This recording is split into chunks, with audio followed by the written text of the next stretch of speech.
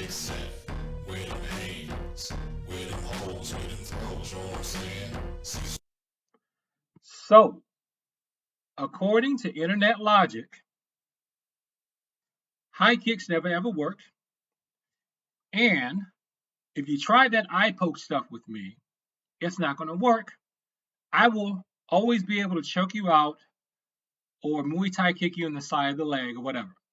These are what a lot of people say who are anti-traditional martial arts.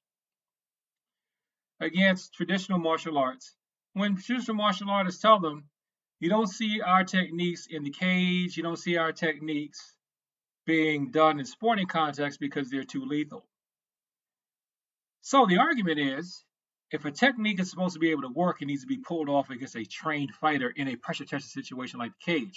And then a lot of people tell them, cage, it's not real. Okay. And then when you try to say, well, not everybody has the flexibility to do some of this stuff, we can concede that. That's still not good enough for them.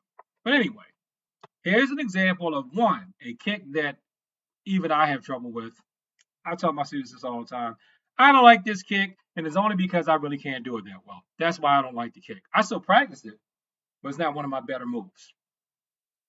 This high spinning blind hook kick is done by a fighter by the last name of Sandhagen. I'm not a fan of his. I don't know him. I'm not trying to take anything away from him because he does a spectacular kick that I have yet to be able to do this spectacularly, if that's a word. Take a look. No, that's swelled up straight away. Oh! What a kick! And he follows. What a finish by Corey Sandhagen! Enter the Sandman! I think he said Corey Sandhagen. Well, Sandhagen brought the Sandman and put him to sleep with that kick. Spinning back hook kick. Not something that we would teach as a practical move, but he did it. He did it well, and he did it in the beloved cage. So, internet, you're still going to try to say that Taekwondo sucks, you can't do that. You still want to make that argument? I don't think so. Second one, Andrew Tate. He's more popular now with his stances on manhood, but I believe at one time he was a professional kickboxer. This says Tate robbed the title belt. Why? Because he got poked in the eye. This is why eye pokes aren't allowed in sporting contests. Not because they don't work, but because they do. Because they work very well. And you can end a lot of conflicts if you poke most people in the eye. Now just imagine this. Somebody's trying to attack you, you poke them in the eye, and it's done. You poke them in the eye, shove them, and then you can escape. That's what I would think you would want to do instead of trying to stand there and bang with somebody in a self-defense situation. We're talking about self-defense here. But here is how this well-trained champion fighter lost because someone did an eye poke. Don't know if it was intentional or not, but let's take a look.